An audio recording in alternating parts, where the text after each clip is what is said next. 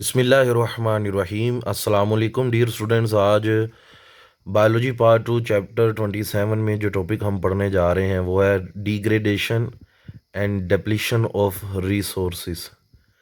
Degradation का मतलब basically होता है कि ब्रेक डाउन करना, एंड डेप्लीशन का मतलब होता है ख़त्म हो जाना।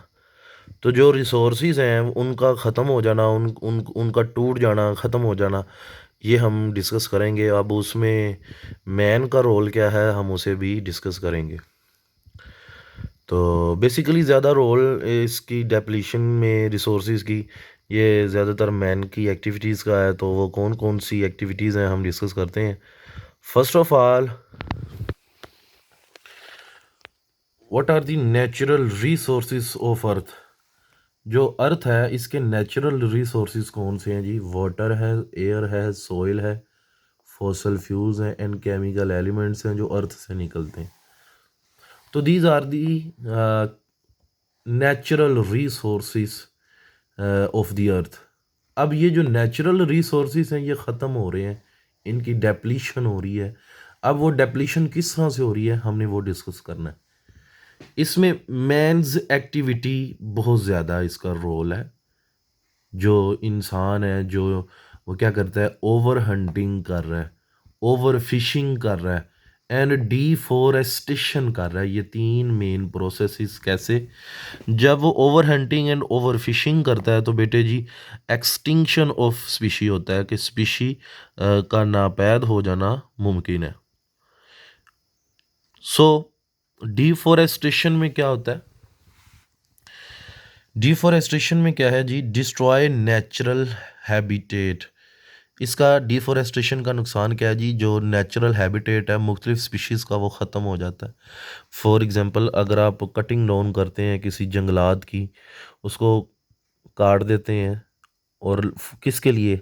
ताकि लैंड क्लियरेंस हो जाए, उसके लिए हम बिल्डिंग मटेरियल बना लें, या फ्यूल की रिक्वायरमेंट को पूरा करने के लिए जब हम किसी फॉरेस्ट को काटते हैं तो बेटे जी क्या होता है, इस प्रोसेस को डिफॉरेस्टेशन कहते हैं। और उससे नुकसान क्या होता है? Destroy natural habitat. So only 30% of earth is dry land. ज़मीन का जो अर्थ है उसका जो 30% हिस्सा जो है वो ड्राई लैंड है। This is important MCQs। Remaining covered with water, बाकी जितना भी 70% है वो वाटर है। Man is a terrestrial animal and increase population so more need of. अब मैन जो है वो टेरेस्ट्रियल इन्वायरमेंट में रहता है और उसकी population day by day increase हो रही है। तो जब उसकी population day by day increase होगी सो मोर नीड ऑफ लैंड। तो ज़्यादा पॉपुलेशन होने की वजह से लैंड की रिक्वायरमेंट ज़्यादा हो जाएगी। For which purpose? ताकि होम्स बनाए जा सकें, फार्म्स बनाए जा सकें, इंडस्ट्री बनाई जा सके, रिक्रिएशन नई नई चीज़ें बनाना, एंड रोड्स, तो सड़कों को बनाना, ये सारा जो है क्योंकि पॉपुलेशन इंक्रीज़ हो रही है। सो क्या होता जा रहा है, ज़मीन की बहुत ज़रूरत है, लैंड की, इन तमाम कामों के लिए। अब आ जाएं ज़रा वाटर की तरफ आते हैं। वाटर यूज्ड सो रैपिडली, जो वाटर है वो बहुत ज़्यादा इस्तेमाल हो रहा है, जबकि जितना वो ज़्यादा इस्तेमाल हो रहा है उसकी निस्बत इसे रिसाइकल नहीं किया जा रहा, रिप्लेस्ड नहीं किया जा रहा उतनी ही तेज़ी से। किसकी मदद से? रेनफॉल की मदद से। क्योंकि आप जंगलात को काट रहे हैं, डिफॉरेस्टेशन कर रहे हैं, तो रेनफॉल तो नहीं होगा। जब रेनफॉल नहीं होगा तो वाटर की रिसाइकलिंग, रिप्लेसमेंट जो है वो निस्बतन कम हो जाएगी जितना आप यूज़ कर रहे हैं, बहुत ज़्यादा। वाटर प्योरीफिकेशन, इवन के ये भी एक मसला है कि water purification and sewage treatment जो है वो भी स्लो प्रोसेस है। वाटर की सफाई है और सीवेज ट्रीटमेंट जो है वो भी हमारे यहाँ बहुत ही स्लो प्रोसेस है। Coal, oil, peat are non renewable resources. ये दोबारा रिसाइकल नहीं किए जा सकते ये resources which flows to outer space, जो हमारी आउटर यानी कि एयर में चले जाते हैं और एनर्जी प्रोवाइड करते हैं।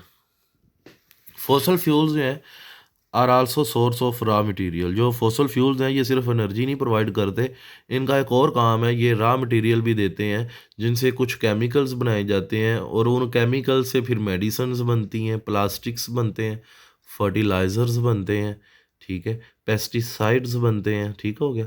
अब इन फॉसल फ्यूल्स का ओवर यूज़ जो है वो दो चीज़ें नो डाउट फॉसल फ्यूल से फ़ायदे भी बहुत हैं, लेकिन ओवर यूज़ जो है वो एक तो डेप्लीशन कर रहा है फॉसल फ्यूल्स की, इनको ख़त्म कर रहा है। नंबर 2 पॉल्यूशन का बाइस बन रहा है, आलूदगी का बाइस बन रहा है। So that was the degradation and depletion of the resources. So next is the modification of environment. मतलब हमारे इन्वायरमेंट में क्या ऐसी चेंजेस आ गई हैं, ठीक है, जो पहले नहीं थी। So let's discuss.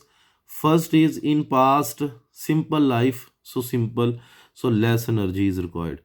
माजी में जो था ना वो लाइफ बहुत सिंपल थी, सो इतनी ज़्यादा एनर्जी इस्तेमाल नहीं होती थी। और जैसे ही मैन और सोशल प्रोग्रेस हुई है, तरक्की हुई है, तो एनर्जी की जो कंजम्पशन है वो बहुत ज़्यादा हो गई है, एनर्जी का इस्तेमाल बहुत ज़्यादा हो गया। Number 2, use of energy consuming devices. अब हम एनर्जी कंज्यूमिंग डिवाइसेस का इस्तेमाल बहुत ज़्यादा हो गया है। वाशिंग मशीन हम यूज़ कर रहे हैं घरों में, रेफ्रिजरेटर्स चल रहे हैं। तो ये जितने भी क्या कहते हैं एनर्जी कंज्यूमिंग डिवाइसेस हैं, ये पहले माजी में तो नहीं थी, लेकिन अब मॉडिफिकेशन हो चुकी है। सो इन्वायरमेंट की भी मॉडिफिकेशन तो होगी। नंबर 3 पे है working of people in office. अब लोग ऑफिस में काम करते हैं, वहाँ इलेक्ट्रिसिटी का ज़्यादा यूटिलाइज हो रहा है, जैसे कि कंप्यूटर्स का इस्तेमाल कर रहे हैं, एयर कंडीशनर्स का इस्तेमाल कर रहे हैं, वहाँ फ़ोटो कॉपियर पड़ा हुआ है, ये सारी जो चीज़ें हैं तो ये ज़्यादा इस्तेमाल हो रही हैं इलेक्ट्रॉनिक्स की, तो एनर्जी का इस्तेमाल ज़्यादा है। नंबर 4 पे मोड ऑफ ट्रांसपोर्टेशन चेंज्ड। पहले लोग पैदल सफ़र करना पसंद ज़्यादा करते थे, अब लोगों के पास बाइकसाइकिल्स हैं, मोटर बाइक्स हैं, ठीक है, कार्स हैं, ठीक है। तो ये भी है कि ज़्यादा पेट्रोल यूज़ हो रहा है, ज़्यादा ऑयल यूज़ हो रहा है। सो ये भी क्या हो रहा है कि रिसोर्सेज का बहुत ज़्यादा इस्तेमाल हो रहा है। अल्टीमेटली वो डेप्लीशन की तरफ जा रहे हैं, ख़त्म हो रहे हैं।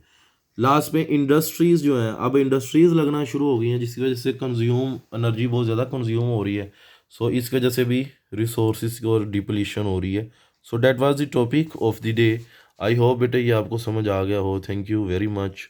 अल्लाह हाफिज़।